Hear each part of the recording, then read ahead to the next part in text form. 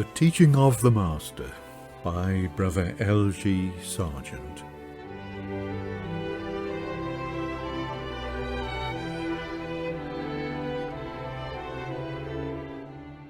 Part 3, Chapter 8, The Way of Non-Resistance.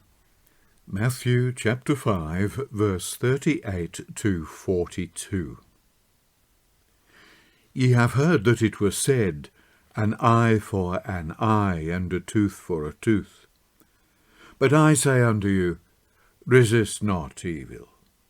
But whosoever smiteth thee on thy right cheek, turn to him the other also. And if any man would go to law with thee, and take away thy coat, let him have thy cloak also. And whosoever shall compel thee to go 1 mile, go with him 2. Give to him that asketh thee, and from him that would borrow of thee, turn not away. When Jesus turns from the sanctity of God to the disciples' relation to other men, it is immediately clear that he is picturing them as sojourners in an alien world. They will be subject to oppression, injustice, contumely. These are not principles of God's law or of the kingdom which the meek are to inherit. They belong to the time of subjection before the inheritance is entered. But that is the time when men show whether they are in God's covenant, and therefore whether the kingdom is theirs. If they are, then the principle which governs all their actions is, resist not evil. Again, it is literally the evil, and it cannot mean the devil either of tradition or of truth, for whatever he is to be resisted. The Revised Version renders him that is evil, the violent and oppressive man. But one commentator says, we need not ask as to the gender of to ponero. Just as in chapter 5, verse 37, it meant the evil and sinful element in life, regarded from the abstract point of view, so here it is the same element, contemplated as in action through an individual. The question is, what are we to do? Not with the evil in ourselves, but with the evil shown by others towards us. Say not, I will do so to him as he hath done to me. I will render to the man according to his work. The law did not justify personal vengeance. Retribution was judicial. The Pharisees interpreted eye for an eye, tooth for tooth, not as literally requiring mutilation for injury, but as technical legal terms which enjoin to that compensation should be strictly commensurate with the injury done. So far as the time of Christ is concerned, we may say that the lex talionis was not in practice applied literally, and was not interpreted literally in the prevailing view. What exactly was the original intention of the law is a more difficult question. In the Code of Hammurabi, the law, eye for eye, was applied with a rigidity which led to remarkable consequences. If a builder erected a house so badly that it fell down, causing the death of the owner in the ruins, the builder's own life was forfeit. But if it was the owner's son or daughter who perished, not the builder, but his own son or daughter must pay the penalty. Such a perversion of justice could only be based on an entirely different conception of human life from that in the law of Moses. The son or daughter is viewed not so much as an individual, each with a life which is inviolable by man's hand, but rather as part of the property or rights of their father. In the law of Moses, so far as relations between man and man are concerned, Life itself is the supreme value to be safeguarded by law. Life with all its attributes as the possession under God of each living soul. There seems even to be a deliberate allusion to the Babylonian law in Exodus 21, verse 31. Here the law lays down that where an ox has been known to gore in time past, the owner's life shall be forfeit if it causes the death of another person. And it is added, whether he have gored a son or a daughter, according to this judgment shall it be done unto him. So far as killing with intent is concerned, he that smiteth a man so that he dies shall surely be put to death. No ransom is to be accepted for the life of a manslayer. But Dr. Hertz contended that this specific exception implies that money compensation was not excluded in other cases. The first statement of the law, eye for eye, in Exodus 21, verse 24, actually follows a provision for paying compensation to cover loss of time and cost of treatment in the case of a man who is confined to bed by injury, verses 18 and 19. Other contexts also present difficulties of a literal interpretation, particularly that of Deuteronomy 19, verse 21, where it occurs in the law of plotting witnesses. In whatever way these clauses were to be applied, they established two legal principles. First, all were equal before the law. The tooth of the poor man was of the same value as the tooth of the princeling. The law declared his rights as a man of the seed of Abraham, independent of rank or wealth. Secondly, the law established measure for measure. Retribution, whatever its form, must be neither more nor less than the offence, neither exacting double in the spirit of vengeance, nor allowing the powerful to escape with the wrong half redressed. This principle of measure for measure is the essence of natural justice, and the only equitable basis on which law can be administered in the state. Yet it is precisely this which Jesus says is not open to his disciples. They, of all people, are not to exact their dues or maintain their rights. And there could be no clearer contrast between legislation to be administered by the state and the principles of living for the pilgrims of Jesus. The state must maintain equity between man and man. Jesus lays down the motive of conduct from a disciple to other men. What these principles of living are, he illustrates by three instances. First comes the personal insult, which is often harder to bear sweetly than material injury. As in Lamentation 3, verse 31, the blow inflicts indignity rather than injury. A blow intended to knock a man down would be struck with the right fist, and therefore would land on the left side. Jesus would in fact seem to have the words of Jeremiah in mind, for the theme of the prophet in the context is the discipline of suffering when it is accepted as a yoke laid on a man's shoulders by the Lord. It is good that a man should hope and quietly wait for the salvation of the Lord. It is good for a man that he bear the yoke in his youth. Let him sit alone and keep silence, because he hath laid it upon him. Let him give his cheek to him that smiteth him. Let him be filled full with reproach. For the Lord will not cast off forever. So the servant of the Lord hid not his face from shame and spitting. His own fulfilment of that prophecy is the perfect example of the precept applied.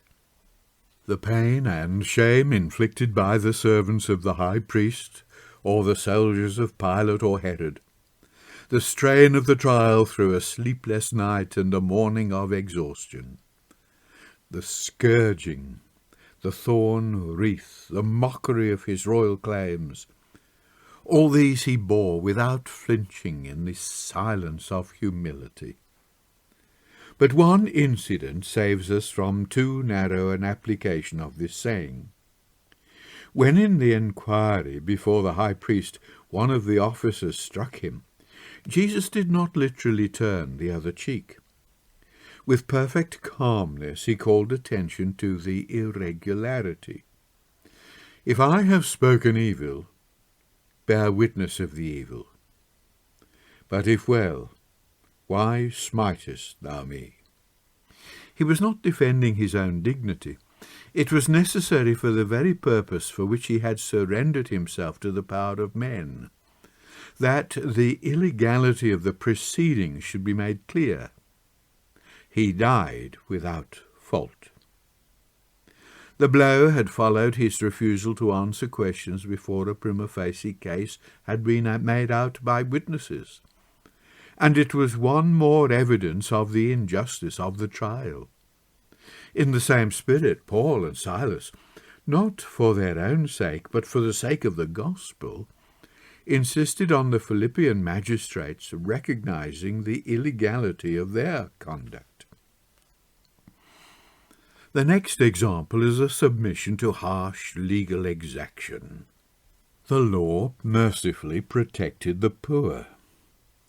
"If thou at all take thy neighbour's raiment to pledge, thou shalt deliver it unto him by that the sun goeth down.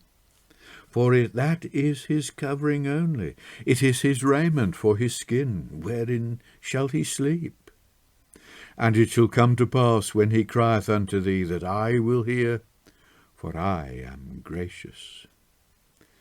But Jesus forbids his disciples to avail themselves of it. If a creditor demands the less costly undergarment, chiton, in pledge, the more valuable outer garment, himation, is to be surrendered too, even if it deprives the debtor of his covering for the night. Another example of putting the extreme case so as to enforce the lesson powerfully. The saying is illustrated from the opposite end by a story told of a rabbi who had suffered the loss of a cask of wine through the negligence of the coopers. He took their coats in order to reimburse himself, at which they complained to a distinguished teacher. "Give them back their coats," was the judgment. "Is that what you call dealing out justice?" asked the rabbi. "Yes," he said. "Walk in the way of good men, as Solomon commands." Proverbs 2, verse 5. He gave them their coats, but they complained. "We are poor people and have worked all day long and are hungry and have nothing." And the judge said, "Come, give them their wages." "Is that dealing justice?" asked the rabbi. "Yes," said he. "For Solomon continues, keep the paths of righteousness." Luke, in his account of the address Jesus gave after choosing the apostles, gives two similar sayings, but in a form which relates both of them to acts of violence. "Unto him that smiteth thee on the cheek offer the other also, and from him that taketh away thy cloak withhold not thy coat also." The omission of right before cheek removes the qualification which makes the smiting a mere flick of contempt. The mention of the cloak before the coat implies the surrender of the undergarment when the outer has been snatched away by a robber. These details are two of many which enforce the belief that Luke is recording a different address from Matthew. But the variation throws added light on the sayings and widens their scope.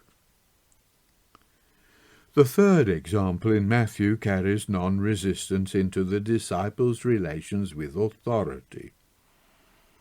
The word for compel has an interesting history. Herodotus applies it to the Persian system of conveying official dispatches by couriers, both horses and men being relieved at the end of each day's journey. This is referred to in Esther chapter 8, verse 10, which the Revised Version renders, "He sent letters by posts on horseback, riding on swift steeds that were used in the king's service, bred of the stud." Royal couriers could impress into state service the common people and their possessions, and so by the 3rd century BC the term had come to be used for requisitioning of services or property, pack animals or boats, for instance, especially for the transport of military baggage. The best illustration is an inscription of AD 49 in the gateway of the temple in the Great Oasis, in which Capito, prefect of Egypt, refers to exactions which had been made, and decrees that soldiers passing through the several districts are not to make any requisitions or to employ forced transport without the prefect's written authority. This indicates the abuse of authority from which subject peoples in the Roman Empire might suffer. In the Gospel record, Simon the Cyrenian is impressed into service by the Roman soldiers to carry the cross, and these are the only other New Testament occurrences of the word. Impressment was a mark of the humiliation of the people of God's kingdom at the hands of an alien power whom they called the lawless. The country was seething with unrest, and there were recurring outbreaks. The day was not far off when the Jews themselves would choose Barabbas, a bandit implicated in murders committed in the course of insurrection, rather than Jesus. It is in this atmosphere that Jesus commands submission to the powers that be, even when that means accepting a hatred foreign rule, response to official demands, even when power is being abused by some minor representative of the state. A willing and generous response which does more than is asked. While the command's main aim is to purge strife and bitterness from the heart of the disciple, it shows by implication the attitude of Jesus to worldly authority. The wider lesson was drawn by Peter, "Submit yourselves to every ordinance of man for the Lord's sake, whether it be to the king as supreme, or unto governors, that with well-doing ye may put to silence the ignorance of foolish men. Honour all men, love the brotherhood, fear God, honour the king." So also Paul, "Let every soul be subject unto the higher powers. Render to all their dues, tribute to whom tribute is due, custom to whom custom, fear to whom fear, honour to whom honour." The object which the Lord has in view in all these injunctions is to develop the character of the disciple into that of a citizen of the kingdom. But this presents a peculiar difficulty. If the disciple fulfills the command with the same object, his own self-development, then the motive becomes self-regarding and defeats its own end. The man who receives a blow in silence in order that he may be the more a saint is in grave danger of becoming a prig, and prigs certainly do not belong to the class the Lord calls blessed. The Christ-like man suffers the blow, so that perchance he may win the giver of the blow, and it may be save a soul from death. It is then that love covers a multitude of sins. From the application, Jesus moves on to the principle, and in the next section he shows the place of love as the active power of the disciple's life, love which must by its very nature look outwards from itself. This difficulty confronts the disciple particularly in carrying out the saying which forms a climax to the present section. In Luke, as in previous instances, a rather different saying enjoins submission to high-handed action. Give to every man that asketh of thee, and of him that taketh away thy goods ask them not again. But in Matthew the thought has moved through A, the response to insult, B, legal exaction, and C, official compulsion, to D, the point where a man is free to comply with or to refuse a simple request. The words are in no way new. The law had commanded, Thou shalt open thine hand wide unto thy brother, to thy poor and to thy needy in the land. Proverbs provides the germ of the parable of the importunate neighbour. Say not unto thy neighbour, Go, and come again, and tomorrow I will give, when thou hast it by thee. One of the essential qualities of righteousness in the Old Testament is that a man shall be good of eye, which means that he shall be generous in his outlook, in contrast to the evil eye, which is the sign of the niggardly, grudging heart. But Jesus is surely no less concerned than the sages of old with the disposition which is manifested rather than with the act of giving. And the generous spirit can rest content with nothing less than the well-being of the recipient. For this reason, while the request for help cannot be refused, the gift may not always take the form which the giver asks. The question has often been asked, Am I to give money to a man who will probably spend it on drink at the nearest public house? The present writer's answer would be unhesitatingly no. To give that which corrupts the recipient is not to give, but to get.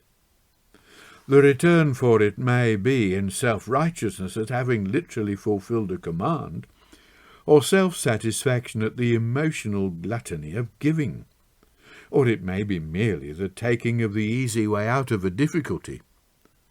But it is not an act of love which moves outward to one in need. Yet if the Christ spirit is there, the appeal will not fall on deaf ears. There are other ways of giving than in money, in food, for instance, or in time or service. They demand more of the giver, are more troublesome and inconvenient, so much so that they may not be practicable in every case at any moment.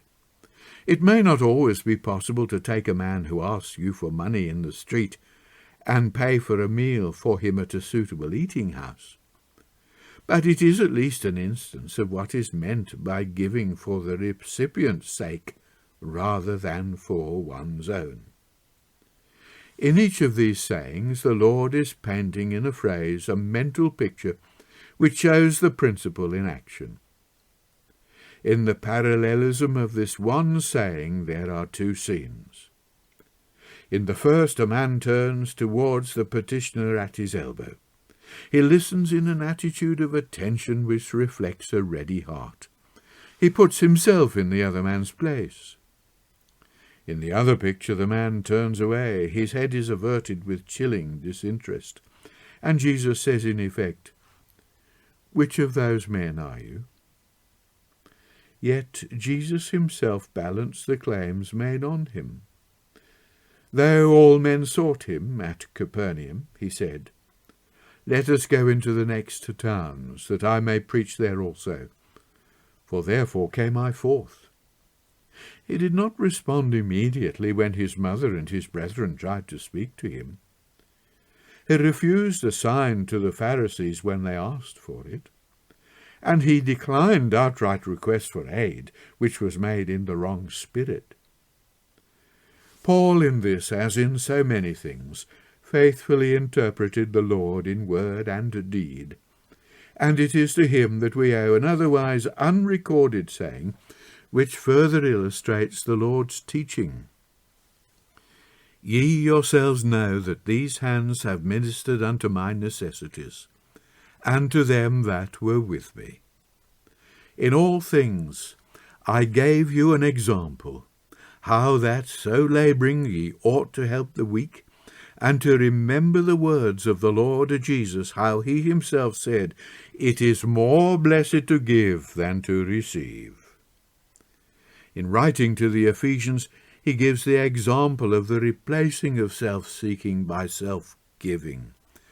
Let him that stole steal no more, but rather let him labour, working with his hands the thing that is good, that he may have whereof to give to him that hath need. So the believer will do good, Revised Version, work that which is good, to all men, especially unto them who are of the household of faith. To do good and to communicate forget not. Weymouth, do not forget to be kind and liberal, for with such sacrifice God is well pleased. The self can only grow through forgetting self. The kingdom can only be attained through seeking the salvation of others. And while love as the motive of non-resistance to others is not lacking in the Old Testament, see for instance Proverbs 25, verse 21 to 22, in the words of Jesus the principle is expressed fully and finally.